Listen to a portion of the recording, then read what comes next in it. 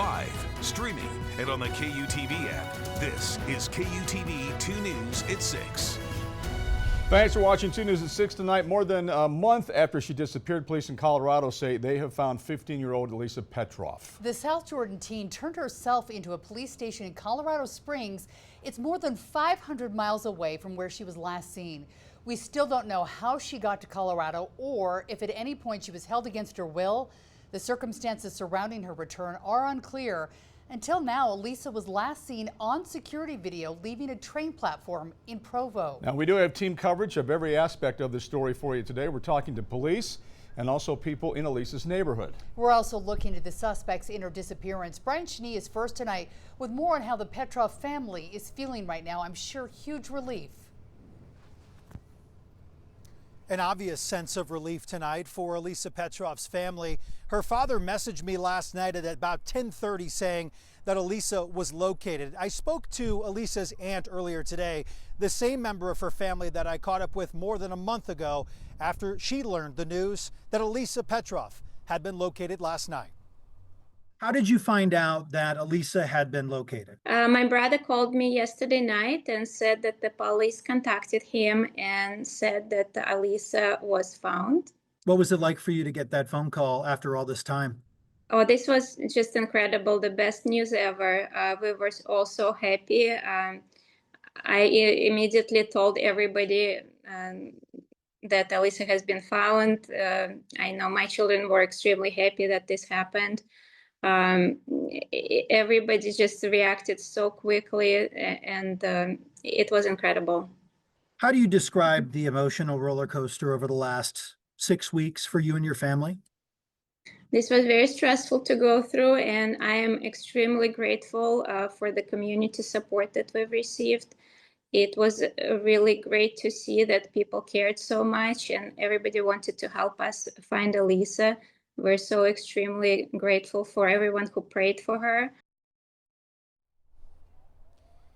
Alisa's parents are in Colorado right now. We just traded messages a few minutes ago.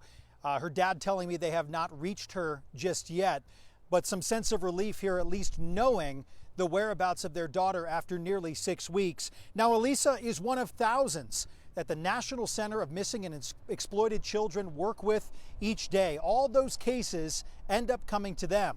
Leslie Duarte spoke to the center about how they work to help solve some of these cases. She joins us live tonight in Utah County. Leslie? Brian, I'm at the train station in Provo where Alisa was last seen back in April. Tonight, she'll be reunited with her family. One of the most visible resources that we have is the poster. Early on, the National Center for Missing and Exploited Children shared Alisa's photo on their database.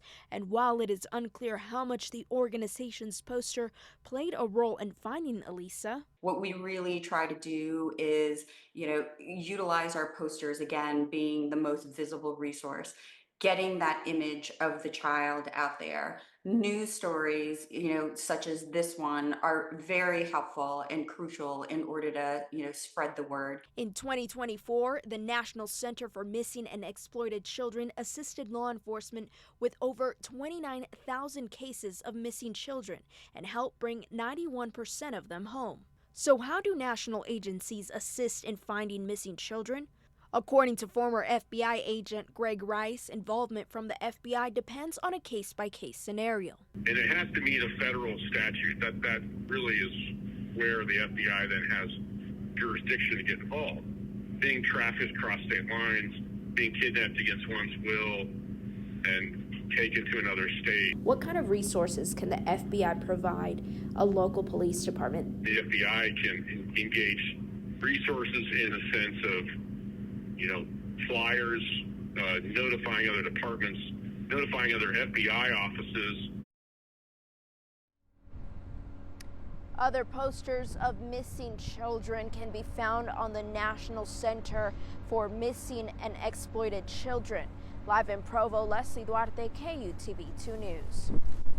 All right, Leslie, thanks. And in addition to South Jordan police, And Harriman, Texas, and Florida also all involved in this case. You can see on the map how this stretched across the country. Those are the cities where the suspects have ties. Police in Colorado Springs are investigating as well, and that's where officers found 15-year-old Alisa Petrovs last night. Jim Spiewak on the live desk with what they're saying. Heidi and Mark, the Colorado Springs Police Department not saying much tonight about Alisa Petrovs in this case. We did send the department early today a list of questions asking how exactly did she find police, what her condition was, and if they have anyone in custody. All the department would say is that she turned herself in to the Stetson Hills station last night and that she is safe. Colorado Springs police say that they are working with the South Jordan Police Department back here in Utah to ensure she is returned safely. The Colorado Police Department says that any updates going forward will have to come from the South Jordan Police Department. Jim, thank you. We're back out here live in South Jordan tonight. So Alisa Petrovs is safe, but there are still a lot of questions surrounding her disappearance. Kristen McPeak has been speaking with South Jordan Police today, trying to get an update and some additional information. What have they been saying to you today, Kristen? Well, I've been speaking with police all day, and they say they can't release any more information due to their policy in providing information related to a juvenile. And so during this investigation, police have been communicating with us through press releases. Alisa was missing in April. She was found in Colorado Springs 6 weeks after that disappearance. And police say that she turned herself into the police department there. And officials reported that girl as safe and in good health. No word on how she got there. So I also requested to speak with the mayor of South Jordan. This has been a national case with people watching it from all across the country. I was referred back to the police department. Live in South Jordan, Kristen McPeak, KUTV 2 News. All right, Kristen, thank you very much. There are 3 men that have been arrested in connection to Alisa Petrovs' disappearance. Various levels of involvement, speaking with her online before she left her home and ultimately left her school on April 21st. One of those men had one of his initial appearances today in court and now has another scheduled appearance coming up next week. Chief Investigative Reporter Wendy Halloran joining us live in studio tonight with a look at the others that are involved in this case. Well, Brian, 35-year-old Matthew Nicholas Manard of Fort Lauderdale, Florida, appeared virtually in court today from the Utah County Jail. Records show he was booked around 9 a.m. this morning. A bail hearing is set for next Monday at 1 p.m. Now, a few weeks ago, he surrendered to South Jordan Police. Documents show Manard communicated with Petrovs before she left school on April 21st. Now, the contents of his communication is extremely sexually explicit with what Manard wants her to do to him and with him, even including a prostitute. He is facing 2 first-degree felony charges of aggravated sexual exploitation of a minor, misdemeanor charges of enticement of a minor, and criminal solicitation. Now let's move on. 41-year-old Samuel Mitchell from Harriman was taken into custody last Wednesday. Authorities found several sexually explicit photos and videos of underage girls on his phone. A review of Petrovs' iPad revealed sexually explicit conversations between her and Mitchell on the Discord app. Police say Mitchell had planned to meet with Petrovs before he got sick and canceled. Mitchell is in the Salt Lake County Metro Jail facing several felony charges, including sexual exploitation of a minor. He has his initial appearance scheduled for Wednesday at 10 a.m. Now, 37-year-old William Glines of Texas City in the Galveston area of Texas is also under arrest. He's facing the same charges as the man from Florida. He has a significant criminal record, including assault, multiple DUI arrests, and drugs while in prison. South Jordan investigators have been working with law enforcement in both Texas and Florida. Now, the Attorney General is asking for no bail on Manard, the one from Florida. They're also demanding he forfeit his rights to all of the electronic devices and other items seized connected to the case. Brian?